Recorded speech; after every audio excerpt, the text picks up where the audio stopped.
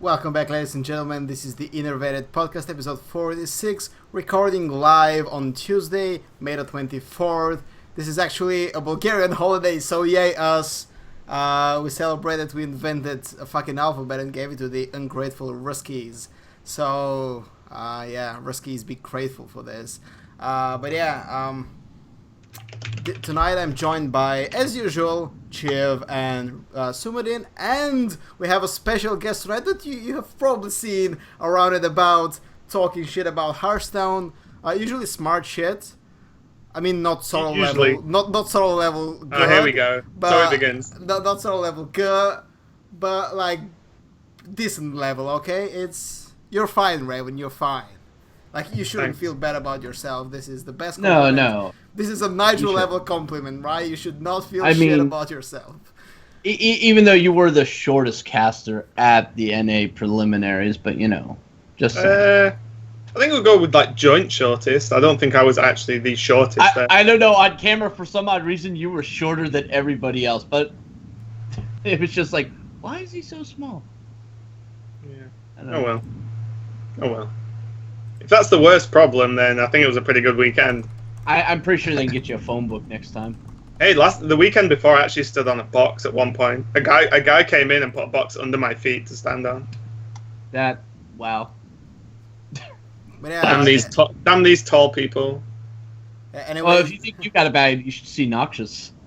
I have seen Noxious. I've worked with Noxious before, so. No, I love Noxious because, man, he's the only person in the world I can make fun of because he's shorter than me. That brings me joy in my heart. I rarely do it because I love Noxious, but... He's a great guy, though. Yeah, absolutely. So, tonight we're going to talk about China versus Europe. We're going to talk about HCT NA preliminaries. We're going to talk about... the main topic of tonight will be how do you like your casting. This is basically something that some of our... Yeah, we like it Raven style. Yeah. Woo-woo. The main topic of tonight is how do you like your casting. This is something some colleagues of mine brought up in our crew chat and said like, hey, let's do a topic about it on the Innervated tonight, and this is why we have Raven here, so he can raise valid opinions. Well, we just shit on people and express... Well, I mean we're going to do that either way because we got another bit of drama we got to cover too. So yeah, of course. So let's get into the show. First topic: China versus Europe. Started on Monday. Today it was the second day, and China and Europe, get this, are dead even. Group A was won by Europe as Super JJ and Oskako won, kind of expectedly from Group A, beating Nightwalk and Peggy. But today it was full China domination. Naiman and Orange out of the tournament. And yeah, the two Chinese players, Xingsu and Lovely Chook, advancing. It's not we predicted. Day one was seal clubbing, to say the least. My God. It was totally steel clubbing. Yeah. It was brutal, but let's talk about today. What happened today that Europe lost so brutally, because it wasn't even close. Like, Orange played a kind of close series against Xingsu. He put up a fight. He put up a fight, but like overall, the Chinese were showing quite a bit of strength. How much did you see of the games, guys? I saw a little bit of it while I was playing Overwatch. Yep. Not gonna lie, I was playing mostly Overwatch. But I saw the first portion of the series with Super JJ, and that went really well. But then when it came to the next day, it was almost like a reversal. Like, day one, such bad draws on the Chinese side where they couldn't get anything going. Day two, Europe got the bad draws almost every single time. I mean, they just couldn't get much going. There were no misplays that I could even spot. No, but you could, like...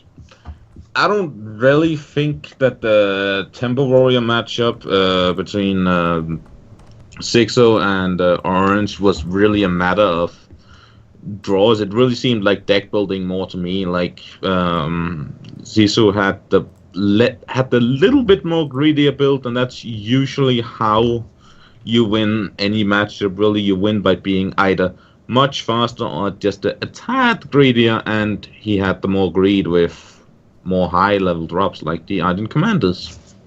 The Asian Commanders were attack, man. Like, everybody was Whoa, laughing. It's yeah. like, whoa, Asian Commander, we've never seen this since 2013 or whatever. Do you remember when they changed that card? Everybody went rip Argent Commander. Yeah, it was ripped. Well, Asian it Commander. was mission accomplished, but a lot of that was also because, it was the only good card that people could afford at the time. People hadn't crafted their cans yet, or Sylvanas. And they weren't just like good late game drops, like.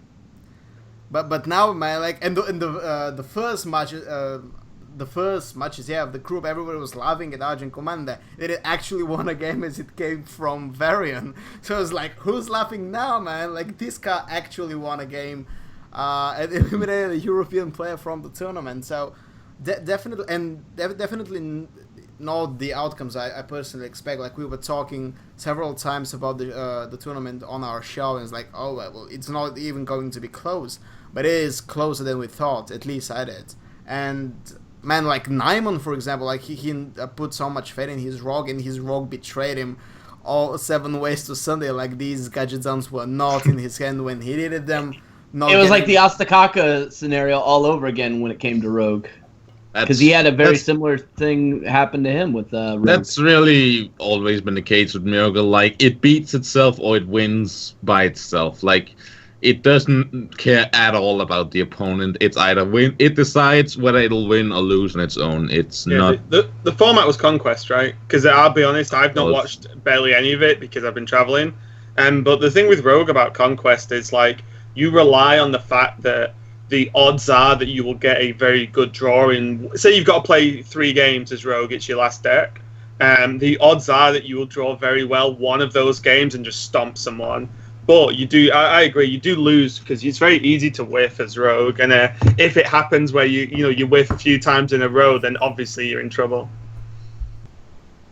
So 2 more days are left until the group stage is completed. We have tomorrow we have Zhang Bo and Brett from the Chinese side taking on Colento and Thais. Probably, well, the seems like a meat grinder. It seems like it, but it should have been with Naiman and Orange too, right? But they're not the biggest of names. Sure, like Orange is a bit out of shape, and Nyman could have been there, but like it's ties, okay? Like, it's ties. Do I need to say more, really? And I don't know, Colento could lose for sure. He's not performed that well recently.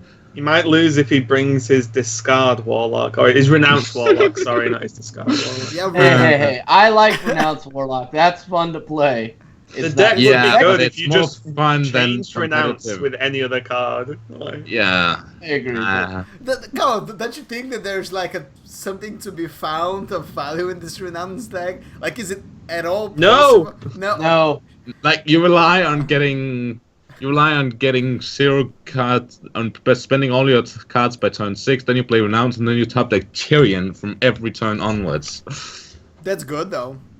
I mean, I didn't look at the Colento's list, like, in depth, but I imagine it was, like, heavily lent towards more Warlock cards, because that's how you try and get value from Renounce, right? You don't play Renounce with, like, 5 class cards and the rest neutral. Yeah. So I imagine that was the plan, but every time I watched him play in Star Ladder, because I did watch them last week, I just felt like you'd just win more games if you didn't have Renounce in the deck. I don't know. Or why don't you just play Zoo, right? Because you only have to play... Because it damn near is a Zoo deck, in all honesty. Yeah, exactly. If you look at it, it's damn near Zoo with a couple other, like, AoEs and some other fun stuff. I mean, I do like the Librarian as a card. It's something I was discussing with the guys last week. Yeah. In how good it can be in Zoo when you... It's in the weird spot in Zoo where you would want to draw it late game, because Zoo, you're so often just playing a minion, tap, play a minion next, and you've got no hand size. So it's fine, because then it becomes just draw a card on death rattle. Basically loot one with +1/+1. Yeah, so but then you just wonder, as Zoo, do you even want a 2-drop that you don't want to play on 2? Probably not. So then, Zoo's sort of like quite refined at the moment in the decks. I think it's extremely powerful. So yeah, I don't know why you wouldn't just play Zoo, but who am I compared to Colento, of course? Well, you're more on the stream recently, at least in tournaments. Like, why? Kappa! No, it's true. Like, I don't mean to bash on Colento, but he has just chosen to play the streamer game instead of the competitive game. At least when you compare it to the juggernaut he was in 2014, he's not in that shape. I don't think anybody can argue with that. Like, I'm not saying he's become a shit player, but he's just like not as active in tournaments as he used to be. And this kind of, you know, I think that's to do with like drive, a lot of it as well. Because in all honesty, like Kalento is a fantastic player. There is zero question, right? But if you're earning X amount sitting at home streaming, you're like, do you want to go to this tournament where you might win some money or might win a title, and you will lose X amount of money because you're not streaming, you might lose subs and such so on. It's like, because I know for a fact Kalento's been asked to go to mainly last year, I think, like multiple tournaments. He's like, no, I can't be bothered, and it's like, it's fair enough. Obviously, I'm not saying it's a bad thing, but it's just to do with drive and what's valued more. So, you know, I get it. I would always like to see players that want to compete in tournaments because they want to compete, but I can't blame someone for being like, actually, I'll earn a shitload more money staying at home streaming. So fair enough. This reminds me of the first conversation I had with Forsen, like way early in the Hearthstone days. I think it was either at the first VAR game House Cup or sometime before.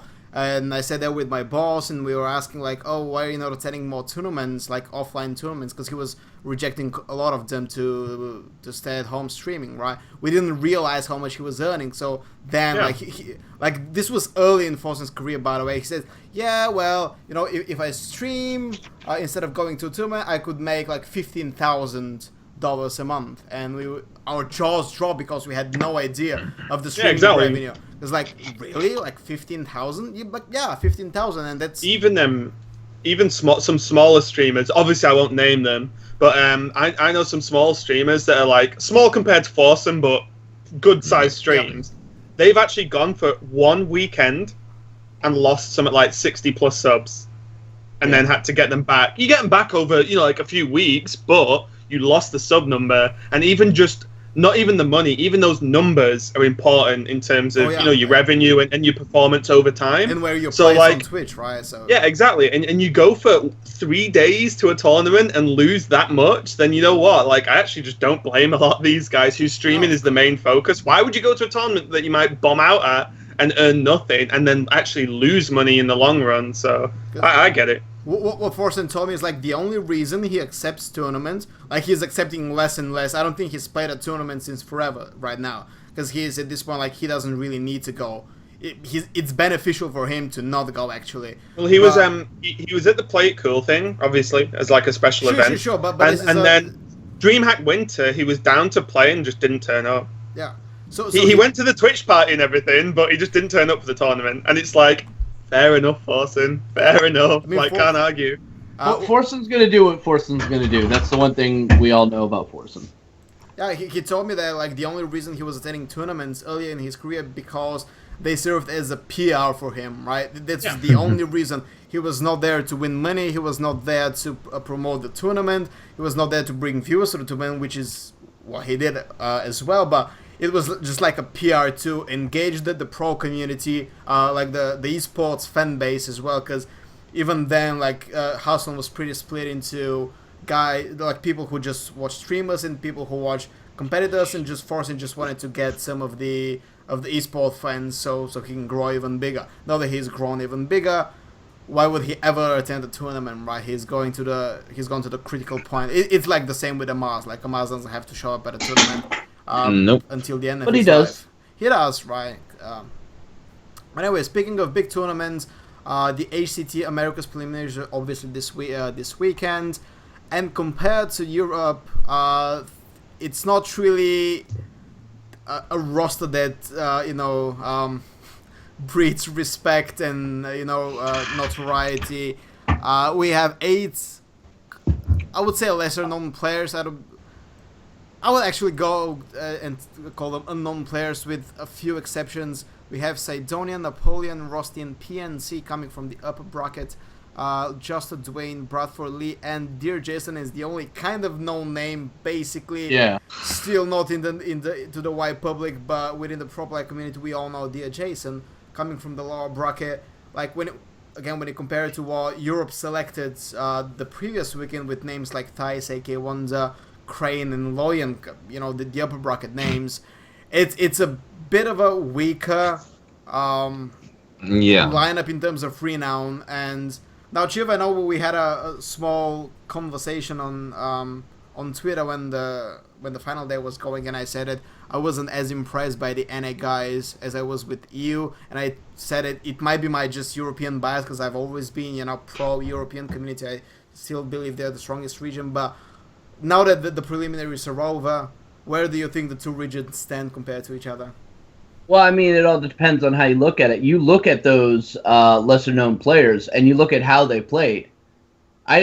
Very, very, very few mistakes. The casters commented on this quite a bit. Their plays were pretty spot on in really rough situations.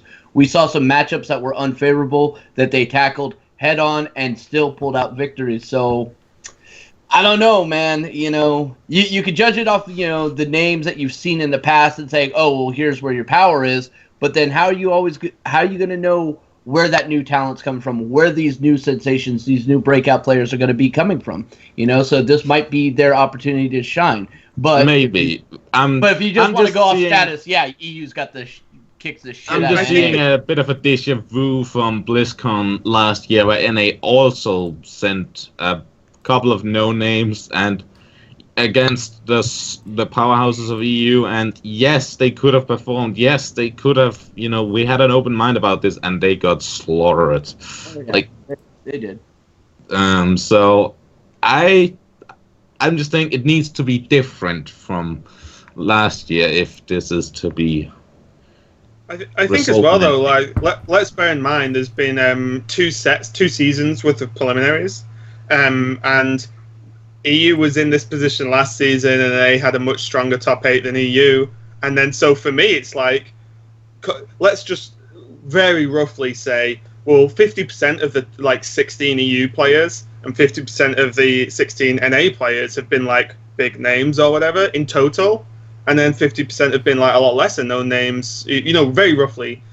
So to me, it's just this is more expected numbers. Obviously, it's weird to see one group being almost all unknown players, EU was in winter and NA is this season, and then other groups being quite robust in terms of known players. But if you just put all the numbers together, it's it's about 50-ish% split. So I think that's actually pretty reasonable. It's not a bad effort whatsoever. It just feels worse because it's all been lumped into one tournament. Because if at EU you took out AK, Wonder, and Tice, put them in winter, and then swap some players around, and it's still fairly 50-50, right? So I think overall it's actually fine. And we saw players like Bunny Hopper, Digger, and Pokrovac from EU on the weaker EU winter tournament, and actually we fully accept that all these guys are actually pretty damn good, and they're moving on in terms of look at Virtus Pro now, for example. That's actually a fucking solid team, Jesus Christ. And I expect good things from the NA players as well. As you said, they all played.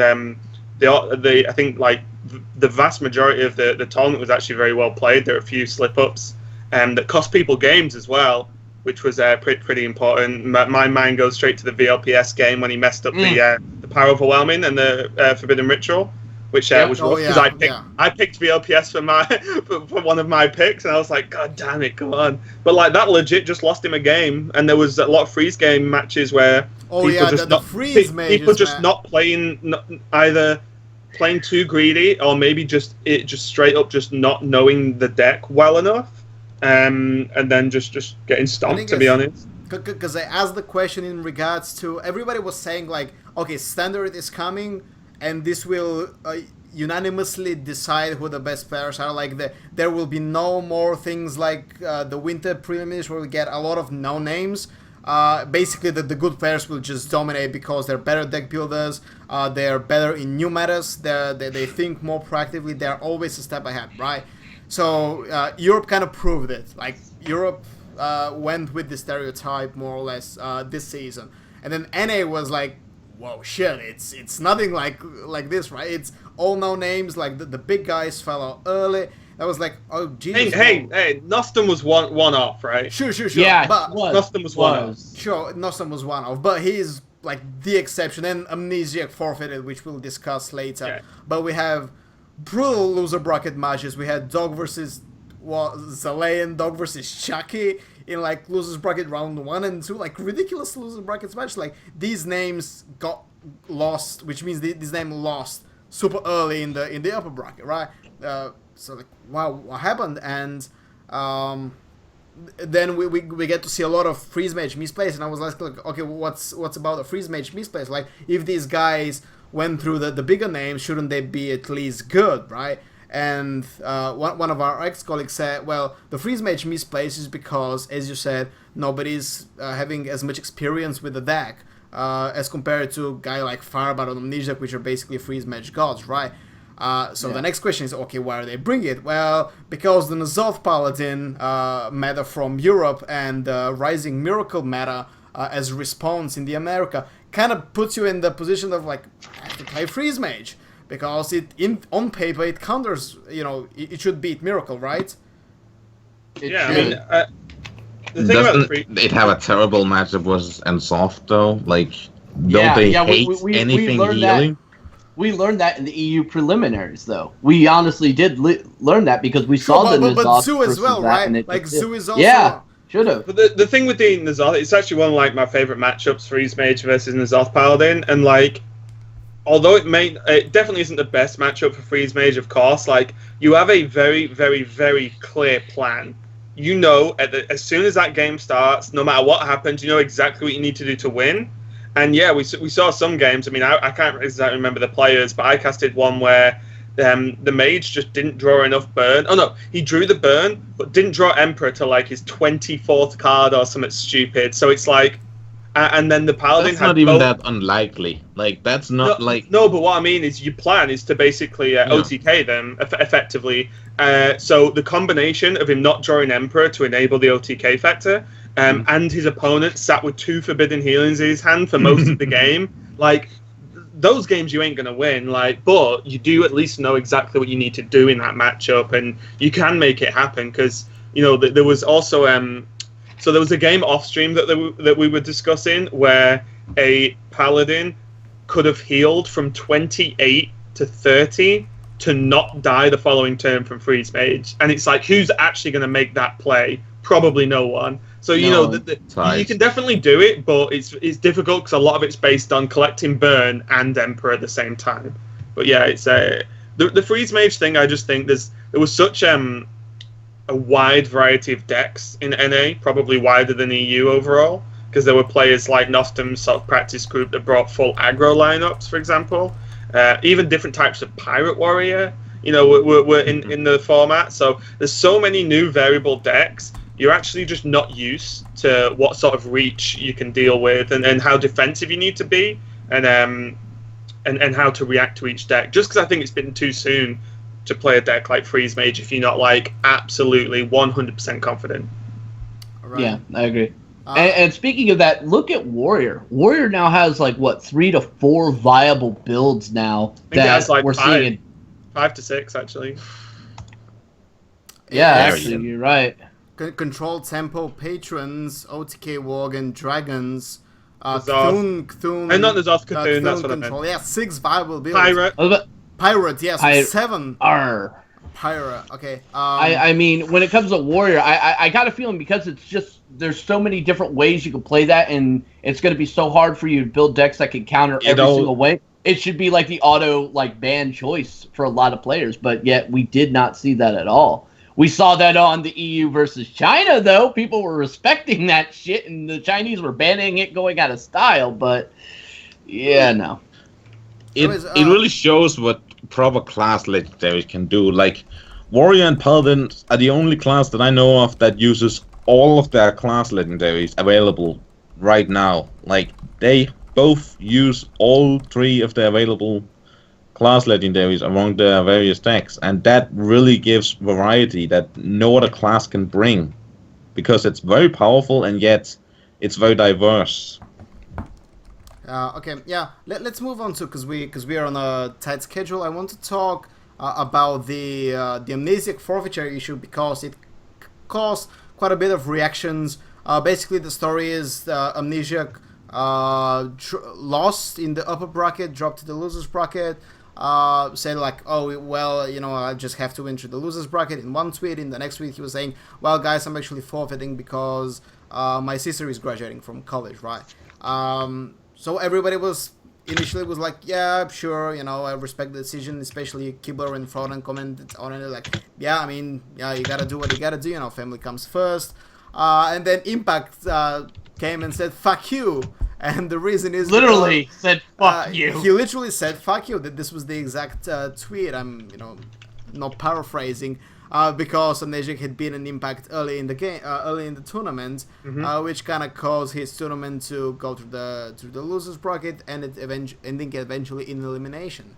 Now, quite a lot of people chipped on this issue for whatever reason. Even Ardio said that Impact has the right to be upset because had Amnesiac forfeited the tournament before attending it, Impact's run might have been different and whatnot. But also, that's not just Impact's problem, right? No, that's, of course, not just Impact's problem. It's just like Impact, the guy who brought it up. Yeah. So this is why we're bringing it. It's like, I think most of the other players was like, yep, I mean, what are you going to do, man? Like, you have to beat everybody to come out of the tournament. Like, it's... Yeah. You cannot say, oh, well, let's restart the whole fucking tournament because Amnesiac just forfeited. But so I know this is kind of a bit of an innocent case because, yeah, it's not like he planned it, beforehand, like, oh, I'm going to play up until I fuck Impact and then I'm gonna forfeit. Yeah. It's not like Amnesiac's line of thing. I'm pretty sure about that. But there is a valid point to be made, like, should there be repercussions about forfeiting such an important tournament? Because, well, let's say it's not very cool to just abandon a tournament midway. What do you guys think? Well, I mean, the guy's 15, so I can imagine that it happened family pressure, basically, that he had to go to his sister's graduation, right? Yeah. Was that the story? And another thing I want to mention is, isn't he already qualified for BlizzCon? Like, he doesn't have the same level of engagement to that. Like, it doesn't, for him, it doesn't matter. He is guaranteed a spot for BlizzCon. He's the only NA so far that it is.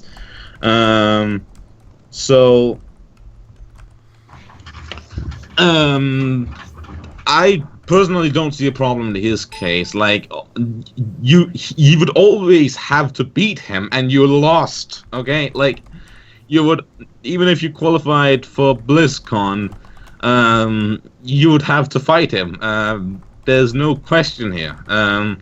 And you lost to him now, so you might get another chance. Take it as a second chance and qualify for in round 3. Here's my thing. Coming from Magic the Gathering, you enter an event. At any time, you could just pick up your cards, walk out. At any time. You could walk out in middle hands, like, you know what? I'm done. Peace. I've seen it happen. It happened many a times. And then I got asked, by other players, because these were social events, like, well, wait a minute. I lost to this guy, and if he's just going to concede now, then why do I have to take this loss? Like, boom! Right there. What does that mean? It means you're fucked. Close book. At any given time, when you enter these tournaments, it's voluntary, and thus there's absolutely nothing that holds you to stay in there. You don't have to play. And there are many people who get points that don't have to actually take part in the preliminaries. There's nothing that honestly says that you earn these points. Now you must compete in this. All right, he came, and he probably had every intention of doing it, but sure seeing himself drop down is like, all right, well, you know what? I really should probably be spending time with the family. All right, those moments of and I can't think of the word here because I'm half awake because playing Overwatch too much.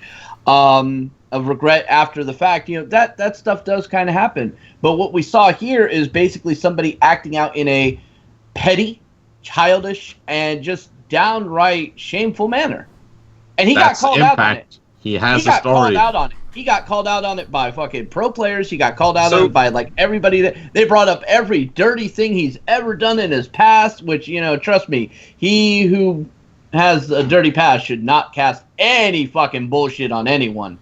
So like my view on the first the Amnesiac thing is like, I was disappointed because I wanted to see Amnesiac play. Do you know what I mean? I wasn't like, oh, Amnesiac's a dick. It's like, no, the winner and the spring champion. I wanted to see if he could do it. That'd have been a story. And that's actually what he said he wanted to do. He said, you know what? I want to win every single fucking championship.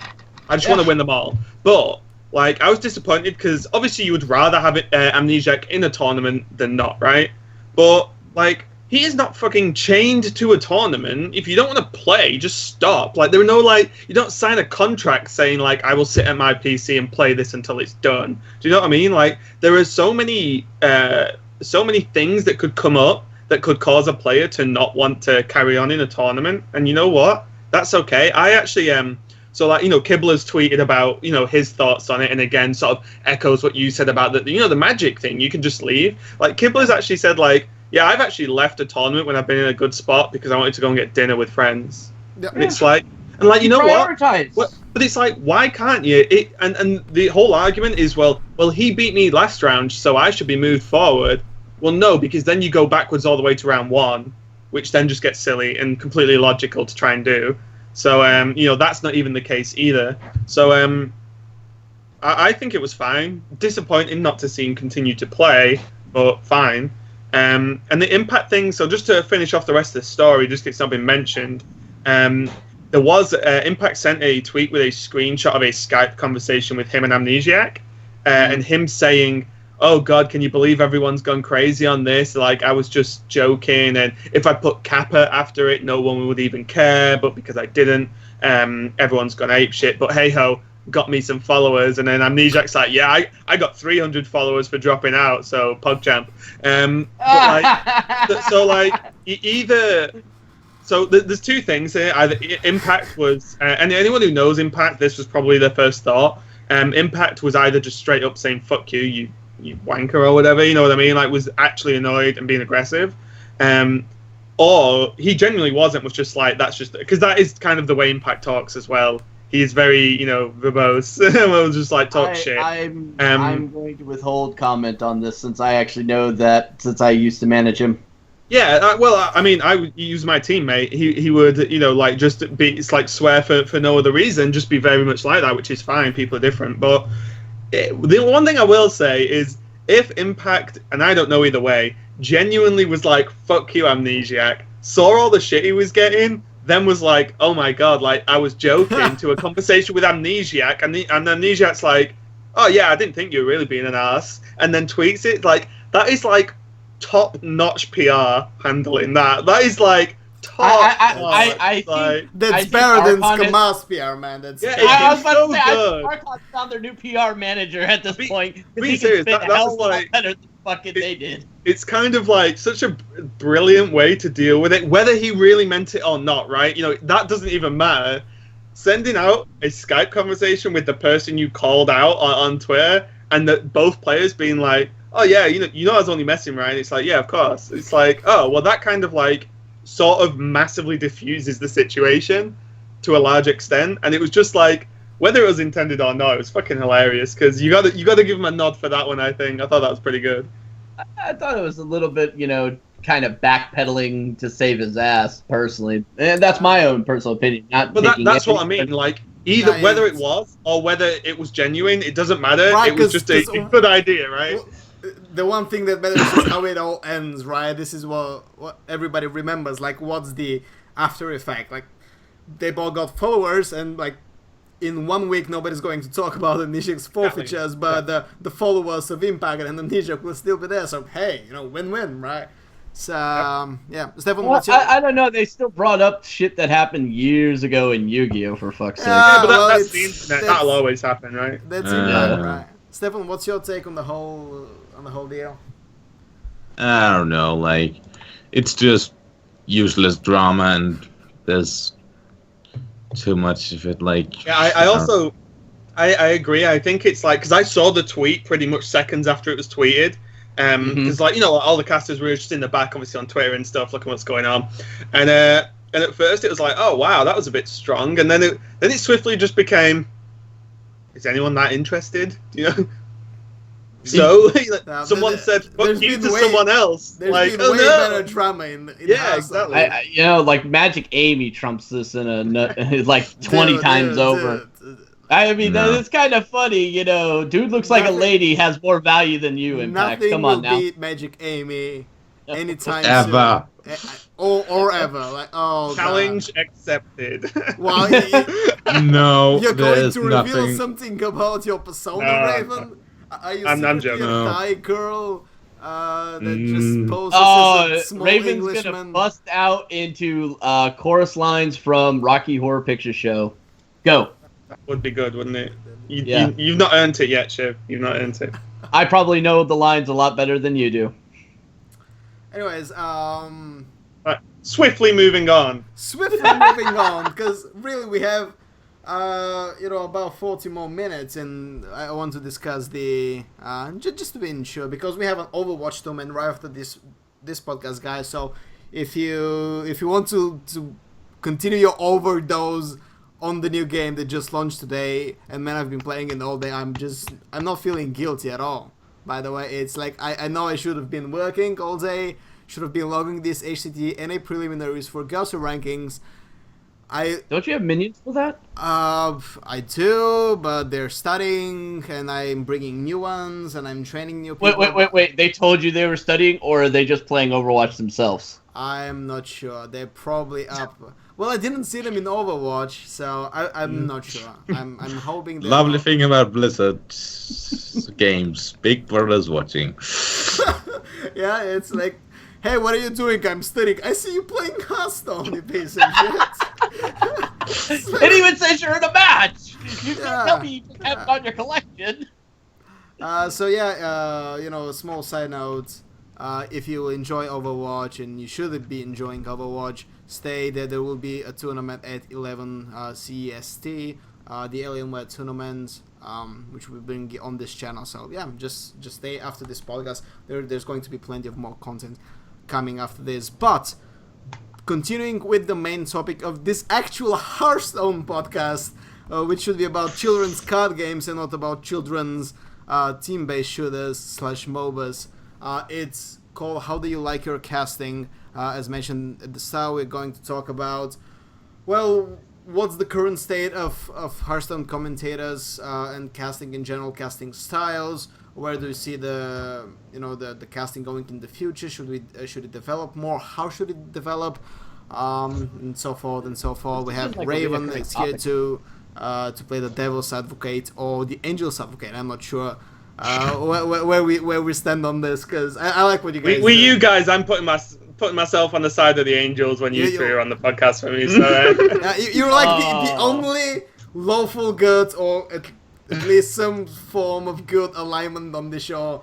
Everybody else is, well, I prefer chaotic good. it's chaotic. Chaotic Chaotic good. is basically the best alignment, right? Yeah, exactly. It's like roguish, Han Solo type. Yeah, it's Han Solo. That's the best way of looking at it. Han Solo. Kind of self-serving, but you're doing it for a good cause. Not sure. Like, Twitch chat should actually describe our alignments in Twitch chat. That would be fun exercise. But anyways, the topic was, as I mentioned, brought up by some colleagues of mine. Tom Mariusen, we actually had him on the show a couple of times, who just decided to think about casting when he's bored and has nothing better to do, like write articles for ghostgamers.net/Hearthstone, and particularly for me. So, he thought, Minion number one. he's my minion number one, besides Stefan Man. So, I've been slagging too much. you've been lately. slagging. Everybody has been slagging. You should be whipped more. So, the current state and where the casting is going. And first of all, I want to start with saying that we've seen quite a lot of styles of casting through Hearthstone's 3 years of competitive now, so something like this. Anything ranging from one extreme to another, and I want to start with the extremes. Now, we saw the extremely analytical, super slimy with data, dressed up professional behavior that we had at HPL with That's Admirable and Talent Grace, which is a tournament that was held last year, kind of discontinued, kind of in a limbo at the moment, so we're not sure where this is going, but they put the guys in a studio on a fucking desk. It was super BBC News or whatever. Throw a whole bunch of stats at us. The blowback meme is still there Oh my because God, of yeah. them. But they really try to make it super professional, and obviously to do something in Hearthstone casting that's never been done before. This was evident. And then on the other extreme, Non-cancer.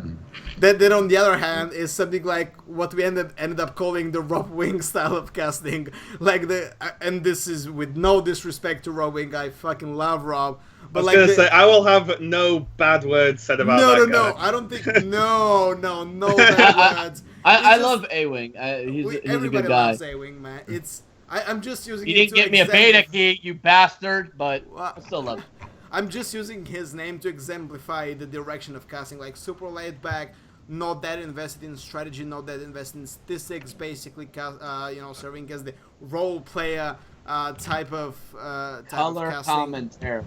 No, color commentary is completely different, Chef. You're missing up the terms. No, I yeah, actually, you're right. But Yeah, whenever I see him with other analytical casters, it's like, oh, he's there for the color commentary. Yeah, color commentary is something completely different, though. So you have to rearrange your terms in your small little bearded head. But yeah, so first question, guys: is there any merit? What beard? Yeah, no beard. Okay. Anyways, is there any merit to either of the extremes? Like, is there anything good to be extracted from the HPL type of casting, and then the Rob Wing type of casting? Like, should we ever go into any of those extremes? Let's start with Raven, because he is our special cast, I guess. Wonder about the ordering of those words. He's our special caster guest. Special caster guest. But anyway, yeah. So glancing at the notes. So I think one of the problems with Hearthstone, I say a problem might be a bit extreme, is that what Twitch chat or what certain people who play Hearthstone to a high level want isn't the same to what 90% of the Twitch viewership of Hearthstone want, right? And the people who are at or the sponsors, for that matter. Yeah, people who are at that 10% plus, whatever, are the most vocal people normally. So, for example, like any top player only wants high level analysis, right? Mm-hmm. But that is a fraction of the viewership. And let's be honest, so actually, let me just preempt this. Anything I say about it is like my own opinion and all that, because I'm going to talk about Blizzard and stuff, and because I've been working with them, obviously it's only my own opinion.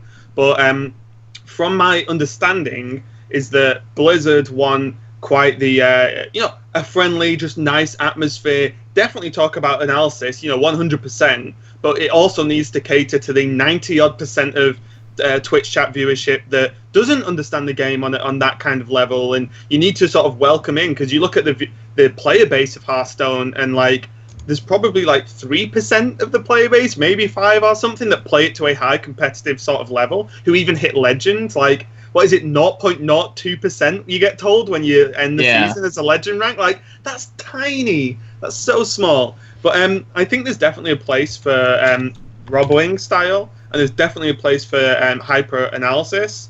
But I personally prefer a slight middle ground between them both. But also something that is talked about in depth, and like I think a lot of people won't understand how in depth this is discussed, is the makeup of the desks. You do not put like 2 hyper analysts on the desk and expect them to do a cast. That's not how it should work. The same with you probably, depending on the style of tournament, shouldn't put 2 like Rob Wings together. Yeah, I'm going to say that I don't necessarily agree, but I'm going to, because we're using that term. You don't put 2 Rob Wings on the desk, and Rob Wing would agree with that comment, 100%. So I think it's about managing the actual desk composition over any one singular person, personally. Yeah. All right. Go. Chief, Stefan? I have to agree with him there, because, all right, so when you have too much analysts, what you end up getting is a very, very boring in-between segment. And you know what? People are waiting for this game. They don't want to be bored to sleep waiting for that next game. They want to have a little bit of information, but they also want a little bit of entertainment, something, to kind of keep their interest as they're going into this next game. And I think that's going to be that fine little middle ground. When you have too much of one, then it's like, when you have too much of the other, it's like, wow, this isn't serious at all. And then you get everybody, it's a kid's card game. It's this, it's that, you know. It devalues it. So you have to find that middle ground. You look at like other sports out there, and you get that interesting combination of both analytic and lesser degree of that. So I think you actually have to have that balance, and if you don't, it just gets really bad. But at the same time, everybody there should know something about the game and not say things like, oh, what he really needs to do here is draw a coin. And that still happens. You know what I'm talking about, too, don't you, Raven? I still see occasional downright misplays called by the casters, you know. Sorry about Noxious, yeah. But, you know, I just remember when he said that Noxious could safely let an Arcanine Soul Beast be stolen by a Control Paladin. Because, obviously, Control Paladin doesn't have any card that heals for a lot, except Forbidden Healing, which heals for 20 and would nuke the Priest to Oblivion. That was by Sylvanas, by the way, but yeah, I think that, I don't know. Hang on. That was a while ago. Paladin can get Soul Priest, right? And you can Forbidden Healing the enemy. Yes, you can Forbidden Healing your enemy hero, and if you be able to steal Soul Priest with Sylvanas, you can cast Forbidden Healing on the opposing Priest hero. Yeah, okay. Sorry, I just didn't understand your point, that's all. I thought you were saying you couldn't, and I was like, I'm pretty sure I've done that before. But... Yeah, you can, and that's why you shouldn't let... okay, right, sorry. I get your point. Sorry, go on. So, but I still think that Hearthstone tries to deviate a lot with regards to the standard composition. Like, when it comes to casting, I still think that less is more, and specifically less than 3 people is more. I don't... Like, whenever I look at these tables, I'm like, are they trying to make room for a 4th guy? Because it seems like they constantly want to stick to 3, and you always get a 3rd wheel in that case. And yeah, I'm not sure. Like, it's been the standard formula with 2 people, an analyst and caster in most of the esports I know of, especially, like, that was the golden rule in StarCraft 2. So I'm not sure if we'll get to that point in Hearthstone. It just seems like we want to pull in casters and have an infinite analyst board with basically every other player that's not currently playing. That's actually something I would not hate. But, you know, I completely agree with you that some tournaments in the past, they've tried this triple cast, and like we see it every time at the Seed Story Cup, and it infuriates me because it becomes a mess of a casting. Like, I understand, like, oh, Seed Story Cup, it's supposed to be the different tournament, the layback tournament, but no, that's a lame excuse. HCT does it too. Yeah. No, HCT, we didn't this weekend. You didn't do it the previous this weekend as but... well. Like, so the summer casts were quite good because you had 3 people only at the start, and the 3rd one would act as a host, and it would just give the broadcast to the other 2 guys, and they would discuss the games, which was perfect, right? And I frankly thought that the composition of the desk in these particular situations were a lot of the times ideal, and the other times just pretty good, right? There were no failures in desk makeup, right? When I've seen desk fails in the past. So the 3-man to 2-man desk and that discussion is something that the casting team and the Blizzard guys and the ESL guys have actually discussed a hell of a lot, like a stupid amount. Because I don't know if people understand or not, but like casters discuss like the intricacies of actually casting to a stupid amount. Like there are things I could tell you we've discussed that you'd be like, you really like talk about, like how much power you should put in when you say a certain word. And it's like, yeah, we actually do talk about that, and what compositions work and why. So in terms of 3-man versus 2-man desk, or 2-person desk, sorry, or 3-person desk, before anyone goes crazy that I'm saying man, I actually believe that a 3-person desk can work very well, but the 3 people have to have a hell of a lot of chemistry,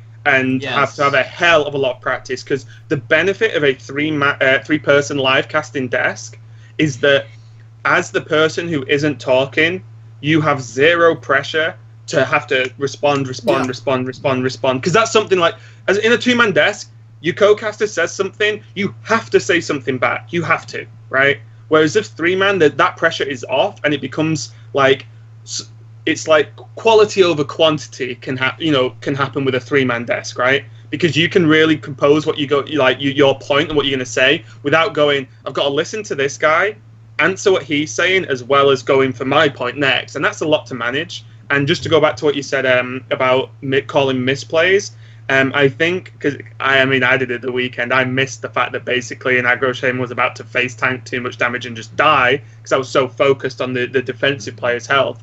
It's very difficult to juggle, like, casting, sounding great, discussing the game, thinking 4 to 5 turns ahead, being ready for the end of the game, so on. You're juggling all that stuff in your head at the same time. It's very easy to call out the wrong thing, but the benefit of a two-man desk, 100%, is that it's a lot smoother, and it's no one gets talked over, no one gets left out. Although, again, something we've discussed as well is that a three-man desk, each person does not have to talk 33% of the time. No. You should only talk, there can be different percentages of discussion as long as it makes the broadcast good, right? No, if there's two people, if I'm the third guy and these two other casters are having a conversation, it's sounding really good, I won't be like, shush, I want to talk now. It's like, no, let it go. It's sounding awesome. Like, why would I want to interrupt? But I think that's one of the things people think, where like the discussion should be split evenly, and that just shouldn't be the case. But I agree, it's definitely difficult to manage. And even then, you go a step further for the host role. I ended up doing a lot of the anchor role, because the host is the guy who's at the blackboard. The anchor role is kind of weird, because you come on, intro the game, walk off, then magically appear at the end and just say, so that was a good game. Yeah, so throw to host. And like, so something like, I knew my first couple of days doing it was pretty bad, like 100%, and this was again just discussed, because feedback is something between the casters especially we discuss a hell of a lot, and we're very, very honest with each other. So for the America prelims, like, I tried to work on it and make those segments more important by discussing specific moments in specific games and why they were impactful to the overall set and what happened from there. So I think with a bit of work, the anchor role can be quite good, but there needs to be space made for it, because I don't know if you guys noticed, but the HCT production is amazing in the fact that there's pretty much zero downtime. Yeah, like absolutely. just actually zero. And what made me laugh, one of the comments on Reddit was like, oh yeah, I don't know if I like the way they're doing this, blah blah blah blah blah. In terms of production and downtime, I thought the way DreamHack did it was better. What, with an hour break? An hour break between games? You prefer that? Like, that's crazy. But yeah, the three-man and two-man caster desks definitely both have positives and negatives, but I feel, at least for now, because the two-man desk is probably the way to go for casting the match, because getting 3 people together consistently to build the chemistry so it flows really well is difficult when I could be casting with 8 different people in 8 different events, right? So, this is something I've been thinking about, like, on the topic of 2 versus 3, and nobody thought of actually suggesting 2.5. And what I mean is not getting 2 guy and Noxious. I mean, he'll love me for He was this. waiting for that one. He was waiting for that. I've been prepping. I've been prepping. I love Noxious, man, and he's a good spot. But what I mean is, like, you have 2 guys that are the main conversation throughout a match. Like, they are you can have like a deep analyst like Solo yourself, and you can have like a lighter, like a subtle light or Raven, like a guy like Kibler, who is, super smart, but he's also, more on the entertaining side. At least this is how I feel he is right now. So these are the main conversationalists, right, going throughout the match. And you have an anchor guy, like a third guy, but he's not an active in the conversation. He's like an host that just jumps in once in a while and stirs the conversation here and there. Like, he's like, oh guys, but what do you think about this? What do you think about that? Like, he has extra minutes to think of where he wants to put the cast. Like, kind of what, like, if you think about it, like how this show is constructed is works the very same way. Like, you guys discuss something in depth, like you make your points, and I'm here there just to point you in directions, right? Like, I don't think this is fully explored in Hearthstone casting, and I think it will work amazingly because there are exceptional hosts in Hearthstone. Like, I know people like to shit on Nimsh, but as a host, as an anchor, and I just mean anchor in the literal sense where he just chains things together. He's very good at this. And this is actually, like he stepped up a bit too. This is exactly my point in terms of all three don't need a perfect split percentage of discussion. They just don't. And even if I was one of the casters, if people are talking and they're saying good stuff, I'm like, I'm cool with listening and letting this go. Of course. It's not about me. It's about making the broadcast as good as it can be, right? Like, and then that's my view on it, at least. Like, so we were talking about misplays and custom misplays and miscasts, but one point that was made during our crew conversation is that you guys seem very afraid to call out player misplays or turn misplays, and we went back to, let's say, 2013, 2014 when casters were way more vocal about pointing out what they think is a mistake in a player's turn, and some of my guys thought that you maybe gone a bit softer. I'm not sure if this is because, well, Blizzard wants a more friendly, PG atmosphere where everybody's friendly, everybody's, playing well, or because you don't want to look like idiots when some player calls you out, because there have been plenty of, examples where you guys would do a cast, the broadcast will be over, and then the player will come on Twitter say, well, you know what? Sorrel thought this was a misplay, but he's a fucking idiot. I was actually playing against, around these percentages. Then, because the player is, is quite just as vocal as the caster, then the caster just looks stupid. So yes, what's the reason here? Like, give us an insight from a caster's perspective. Okay. Like, why did this happen, and is it a true observation? Okay, so to me that there are two styles of what you would call a misplay, right? In terms of the players. So and the fact that it's like there's the view in which casters shy away from calling it out is I think it's a little bit wrong, but again we'll get into that. So there's basically a misplay in when a player actually fucks up, right? VLPS. He actually fucked up. He played Forbidden Ritual before he played Power Overwhelming, which meant he couldn't play Power Overwhelming, which lost him the game. And he visually on camera was like, shit. And that's 100% wrong. And I actually think I was casting that match. I can't actually recall who with exactly. It might have even been Saul. And we 100% went, this was a disaster. He's just fucked. He didn't say fuck, of course, but he fucked up. And this is actually a disaster, and this is going to cost him the game. And we even mentioned it throughout the rest of the set, saying how different would this look if he hadn't messed up? And can he recover from the mental issue of knowing you did a completely silly misplay? So when something's just actually wrong, if someone just pressed end turn without doing anything when they had minions to play, it's just wrong. They've misclicked. Yeah. We 100% call that, because how can you not?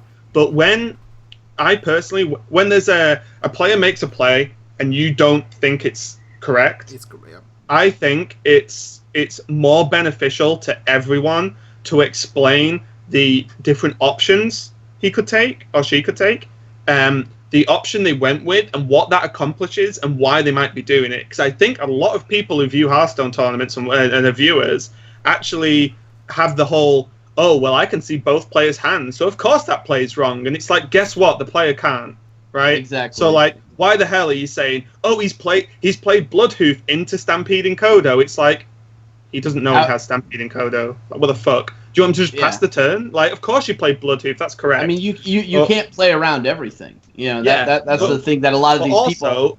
Also, hindsight's always 20/20, so it's just... I think it's or at least I think this is what I do, and I would be like, oh, okay, so he played Bloodhoof into turn 5 for his opponent against N'Zoth Paladin. N'Zoth Paladin runs Kodo, so it's he's played Bloodhoof into a Kodo turn, potentially, He could have played like Monkey instead and played around that.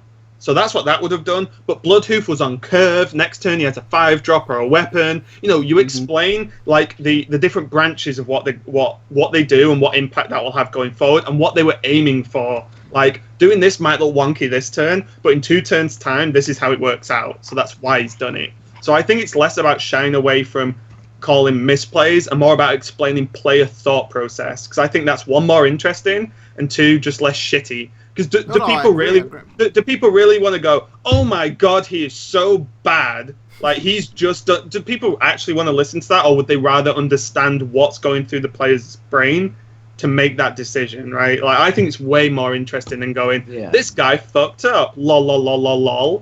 I think that's a really shit way to cast personally. And yes, Blizzard wants a more family-friendly cast than other production companies, which is completely understandable, of course. But I would cast like that in any cast I do for anyone. Like I wouldn't just call a player shit or terrible. I would explain why they messed up and the impact of that decision.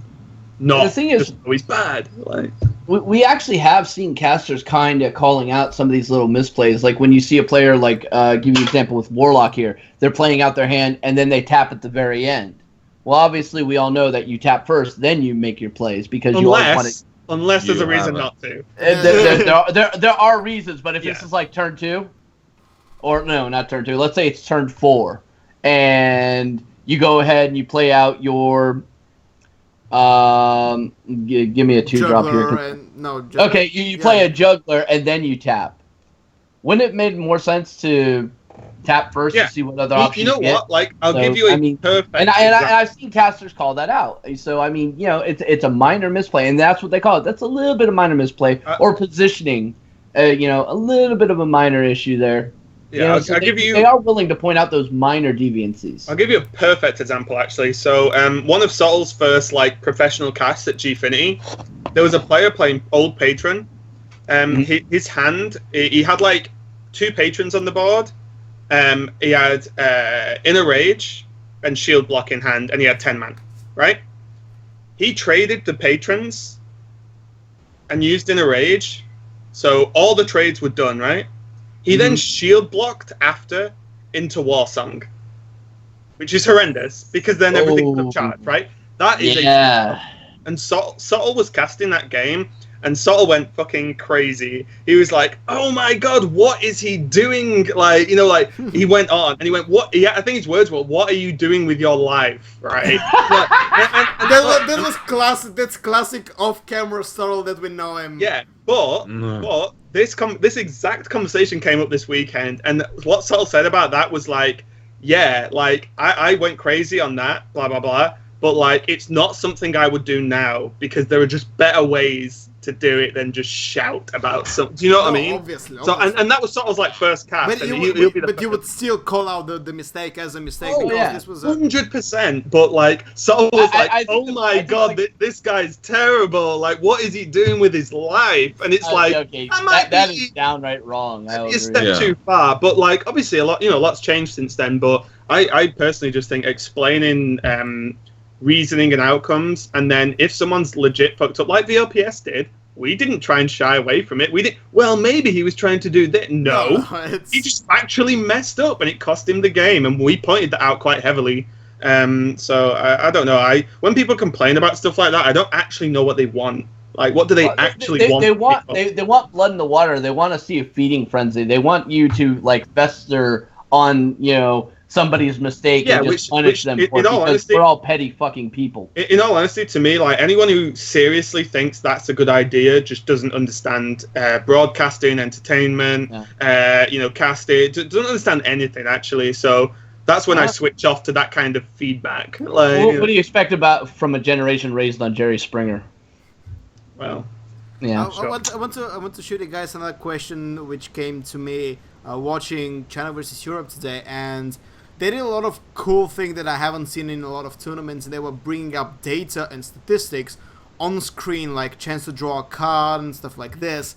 So shouldn't tournaments actually start using this to help broadcasters actually call out correct plays, because the players can technically make the same calculation, right? Just in a longer time. But when you see like a stats show up on screen, like, oh, he has a 6% chance to draw gadgets and compared to 3% chance to draw lethal, and then he goes for the 3% chance of drawing lethal, that might be a misplay because it's way less possible to happen, right? So Stefan, what do you think about this? Should this be something that should be we should see in broadcast, or is this just encumbering the broadcast a bit too much with data and shit?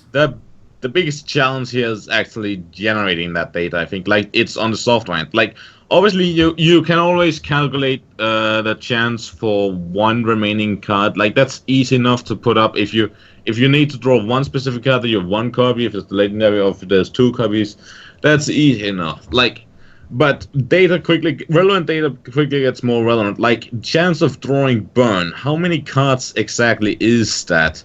And the question is, do you then need a deck tracker that works in the observer mode, which, by the way, is still a joke years later?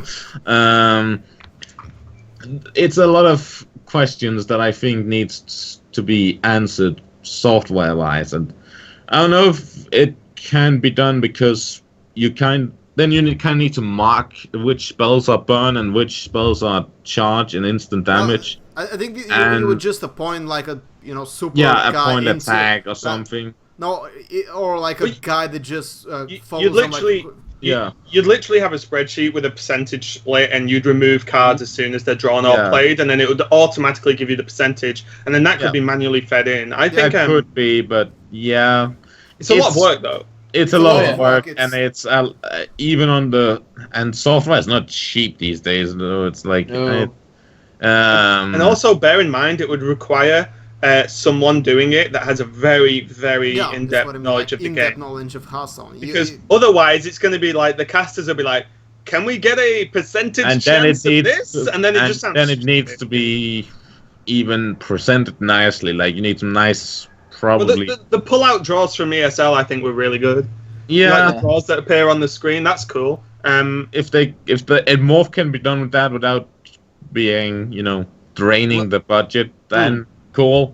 Let's also not forget it has to pop up before the play is actually made. That way, people can understand why this is a difficult play to possibly pull for, and how much And then you got the 90-second time limit. Not everybody's gonna take. And you even need to understand how fast things are going to go. Like, you have to you can't just pull in a graph the moment that he makes a crucial play. Like, you kind of have to try and have an understanding of the pace of the player.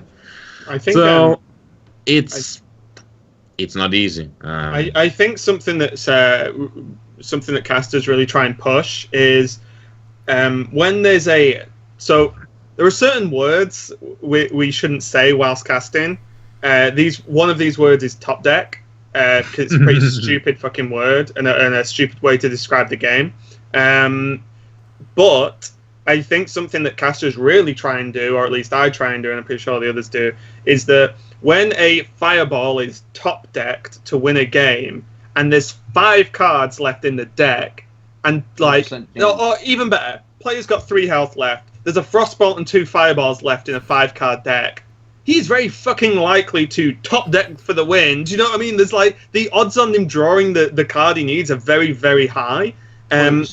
And that shouldn't be seen as he just top decked lucky Hearthstone, no, he had no cards left, or even if there's a 10% chance to draw a win condition, 10% is actually pretty okay in Hearthstone. That's pretty good odds. Are you kidding me? When I'm playing the game and I'm trying to calculate, will my next card possibly give me lethal? I'm looking at every single out, because I'm using Deck Tracker and I can see everything that I've played. And I'm going, okay, so that's lethal, that's lethal, that's lethal, that's lethal. I have this amount of cards, so the likelihood is, bam. Yeah, I think it's simple.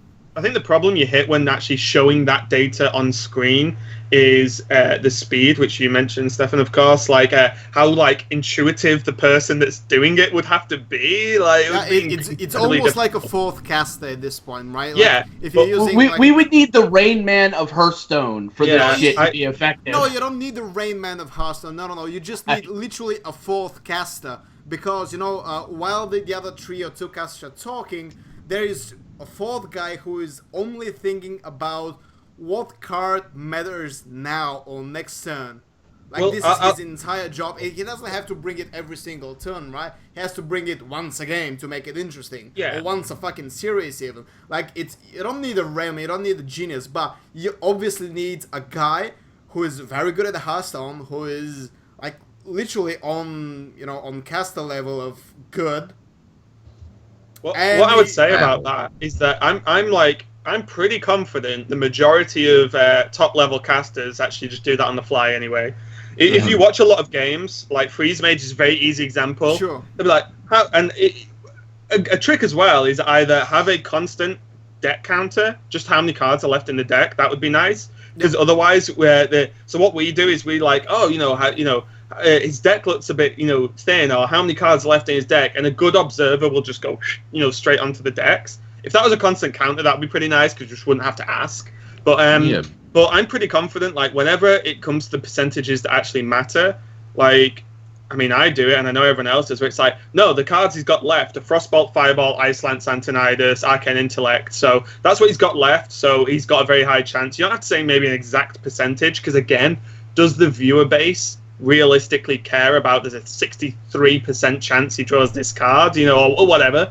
Like, I think it's on the caster's knowledge and being able to mentally track the cards in the game to be able to describe that, yes, he's actually got 4 cards left, one of them is Frostbolt, he's got a 1 in 4 chance of drawing the win condition, right? Drawing the win. So I think that's okay. Obviously stats and stuff would be great, but I don't know if the volume of work and potential screen clutter would pay off enough versus just the caster knowledge and being able to do that. I just want to see it as possibly the next step in the Hearthstone broadcasting, right? Because it's never been tried properly. Like, obviously the Chinese are trying, but it's China thing, so everything is done half-assed and not really to the best potential, right? I just want to see it like in an ESL fueled broadcast, like an HCT level of shit. Like, okay, what can we do with stats? Like, can we make data interesting? Because when I started doing stats articles, I thought like, oh, nobody's going to read them because it's graphs and stats and it's all math and shit like this. I did the first one for League of Legends. It's now the second most read article on Ghost of Gamers ever. I did one for the HCT EU preliminaries. It stayed on Reddit front page for a day. It's like 70k views or whatever. Like, it's, you will think people hate data, but when you put them in a it's how it's presented. It's how it's presented. When you present it well, you're like, shit, this is great. Like, give me more of this, right? Because like suddenly the entire complicated math of a Hearthstone game or a Hearthstone meta or a Hearthstone anything is now in an image in front of them, or like in a singular figure they can understand. Because 6%, everybody knows what 6% is. It's pretty fucking low, right? It's like 6% the chance to win a game, right there. And the guy's like, oh shit, that's pretty low. Let's see if he draws the 6%. Oh, he drew the 6%. Amazing, right? It's, it builds up the hype. I would definitely want to see people try and do it. Yeah. I just think it would have to be very, very, very well thought out and presented for it to work. Yeah. Anyways, this was our show for tonight. We actually have to cut it a bit shorter. Oh, we can't even talk about production quality of China versus EU. I mean, we have to make way for Overwatch, way more important. But it's also launch day, so everybody wants to see some Overwatch. But thank you again for joining us for the 46th episode of the Innervated. Follow us, wonderful people, on our respective Twitters. Tell us how much you love us, because you obviously do love us a lot. If you come and watch us every week.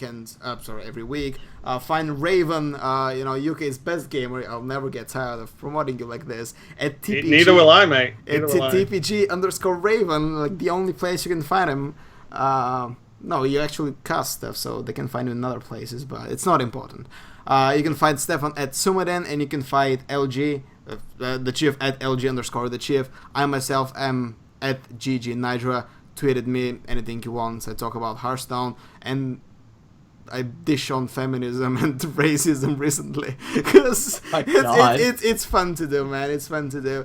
You can the memes. You can find the show on Ghost Gamers YouTube, which is Ghost Gamers HS. and also on iTunes and SoundCloud at Ghost of Gamers. Subscribe, give us a comment, give us a like, anything, just show us your love and appreciation or hatred and disregard, whatever you feel towards the show. We take anything, man. We take anything. We really appreciate, whatever you want to say. Join us again next Tuesday at the same time.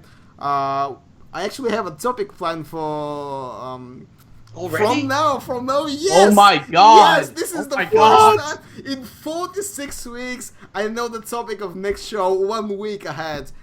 It's going to be a pretty important one, pretty in-depth. I'm not sure if we're going to have such a casual talk. We're really going to drill it because it's an interesting topic.